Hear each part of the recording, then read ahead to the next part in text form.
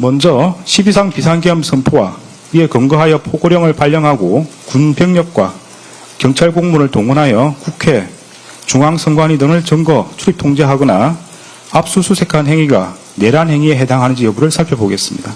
사실관계는 다음과 같습니다. 윤석열 전 대통령과 김용현 전 국방부 장관은 국회 다수당이 쟁점 법안들에 대한 단독 처리를 강행하고 형법상 간첩죄 개정에 반대하며 정권 퇴진, 탄핵 집회를 지속하고 국무위원 등 다수의 고위공직자들을 탄핵하며 정부가 추진한 주요 사업의 예산을 삭감하고 중앙선관위 부정선거 관여 의혹과 여론조사기관의 여론조작 등으로 국정 운영이 어려졌다는 이유를 내세워 비상계엄을 선포하기로 마음먹었습니다. 이에 따라 윤석열과 김용현은 비상계엄 선포 후 군과 경찰을 동원하여 국회를 봉쇄하고 장악하여 비상계엄 해제 요구안 의결을 저지하는 등 국회를 무력화시킨 다음 국가비상입법기구를 창설하고 중앙선관위를 장악한 후 부정선거와 여론조작 관련 증거 확보를 내세워 전산자료를 영장 없이 압수수색하며 더불어민주당 중앙당과 선거 여론조사기관인 여론조사꽃 사무소를 장악하는 한편 포고령에 근거하여 국회의원, 정치인 등 주요 인사와 중앙선관위 관계자들을 영장 없이 체포구금하고 MBC, JTBC, 한겨레신문, 경향신문, 김어준 운영 인터넷신문 등 당시 정부의 비판적인 입장을 취하는 특정 언론사에 대한 봉쇄, 단전 단수 조치를 하려고 계획하였습니다. 윤석열과 김용현은 위와 같은 모의에 따라 국회 등 주요 기관 봉쇄, 특정 언론사 단전 단수 조치, 국가 비상입법기구 관련 예산 편성 등 소관 부처 장관들에게 지시할 사항을 미리 준비한 후 국무회의 심의 없이 2024년 12월 3일 22시경을 기하여 전국에 비상계엄을 선포하기로 결의하고 비상계엄 선포에 따른 조치사항이 있거나 비상계엄 선포와 함께 그에 따른 직무수행이 필요한 피고인 법무부 장관 박성재, 행정안전부 장관 이상민, 통일부 장관 김영호, 외교부 장관 조태열 및 국정원장 조태용만을 사전에 대통령실로 불러 비상계엄 선포 계획과 조치사항을 알리기로 하였습니다. 이에 따라 윤석열과 김용현은 2024년 12월 3일 10시 30분경부터 20시 6분경까지 사이에 이들에게 연락하여 대통령실로 오도록 한 다음 이들에게 국회가 탄핵을 계속하고 예산을 삭감하여 국정 운영이 어렵다.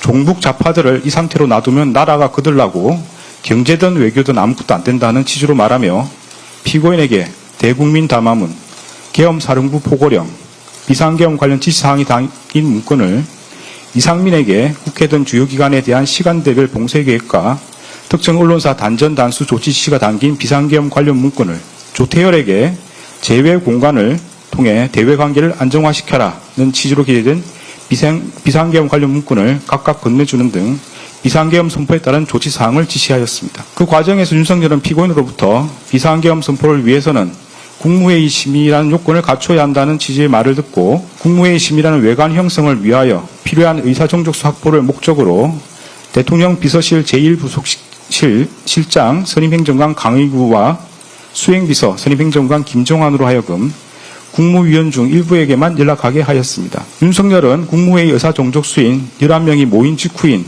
2024년 12월 3일 22시 16경부터 22시 18분경까지 사이에 대통령 집무실과 연결된 대접견실에서 김용현을 통해 비상계엄 선포문을 그곳에 모인 피고인과 국무위원들에게 배부하고 실질적인 심의 없이 일방적으로 비상계엄을 선포하겠다고 통보한 후 같은 날 22시 23분경 대통령실 1층 브리핑룸으로 가 대국민 담화를 발표하고 22시 27분경 비상계엄을 선포하였습니다. 계엄사령관 육군대장 박안수는 2024년 12월 3일 23시 23분경 윤석열, 김용현의 순차 지시에 따라 1.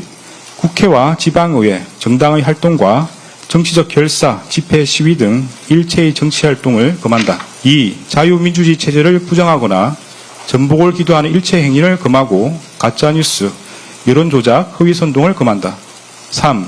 모든 언론과 출판은 계엄사령부의 통제를 받는다. 4. 사회 혼란을 조장하는 파업, 태업, 집회 행위를 금한다. 5. 전공의를 비롯하여 파업 중이거나 의료 현장을 이탈한 모든 의료인은 48시간 내 본업에 복귀하여 충실히 근무하고 위반 시는 계엄법에 의해 처단한다. 6. 반국가 세력 등 체제 전복 세력을 제외한 선량한 일반 국민들은 일상생활에 불편을 최소화할 수 있도록 조치한다. 이상의 포고령 위반자에 대하여는 개헌법 구조에 의하여 영장 없이 체포구금, 압수수색을 할 수 있고 개헌법 14조에 의하여 처단한다. 는 내용의 포고령을 발령하였습니다. 윤석열은 2024년 12월 3일 22시 27분경부터 그 다음 날 4시 26분경까지 김용현, 박한수, 여인영, 곽종근, 이준우, 문상호, 경찰청장 치안총감 조지호, 서울특별시 경찰청장 치안정감 김봉식 등을 통해 성명불상의 군인과 경찰 공무원에게 순차 지시하여 국군 방첩사령부, 육군 특수전사령부, 수도방위사령부, 정보사령부 등에 소속한 무장군인 1,605명과 경찰청, 서울특별시 경찰청, 경기남부경찰청 등에 소속된 경찰 공무원 약 3,790명 등을 동원하여 국회, 중앙선관위 등을 점거, 출입 통제하거나 압수수색하였습니다. 다음으로 관련 법률 규정을 살펴봅니다.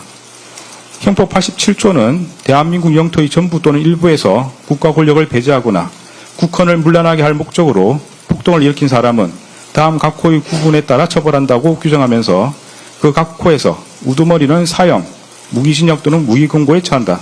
모의에 참여하거나 지휘하거나 그 밖에 중요한 임무에 종사한 사람은 사형, 무기 또는 5년 이상의 징역이나 금고에 처한다.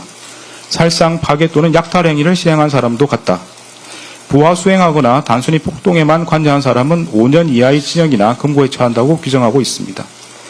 형법 91조는 이 장에서 국헌을 문란하게 할 목적이란 다음 각 호의 어느 하나에 해당함을 말한다고 규정하면서 1호에서 헌법 또는 법률에 정한 절차에 의하지 않고 헌법 또는 법률의 기능을 소멸시키는 것, 2호에서 헌법에 의하여 설치된 국가기관을 강압에 의하여 전복 또는 그 권능 행사를 불가능하게 하는 것을 들고 있습니다. 형법 87조에서 규정하는 폭동이란 다수인이 결합하여 폭행 또는 협박하는 것을 말하고 여기서 폭행 또는 협박은 일체의 유인력 행사나 외포심을 생기게 하는 해악의 고지를 의미하는 최강의의 폭행 협박을 말하는 것으로서 이를 준비하거나 보조하는 행위를 전체적으로 파악한 개념이며 그 정도가 한 지방의 평온을 해할 정도의 위력이 있음을 요한다고 합니다.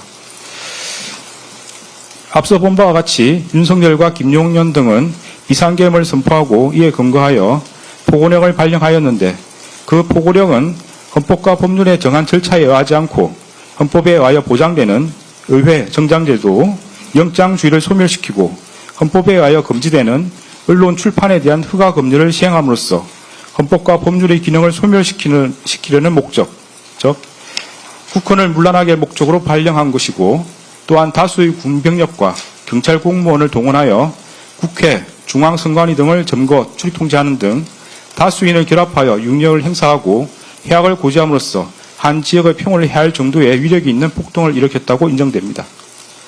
따라 12.3 비상계엄 선포와 이에 근거하여 위헌위법한 포고령을 발령하고 군병력 및 경찰 공무원을 동원하여 국회, 중앙선관위 등을 점거, 출입 통제하는 등의 행위는 형법 87조에서 정한 내란 행위에 해당합니다.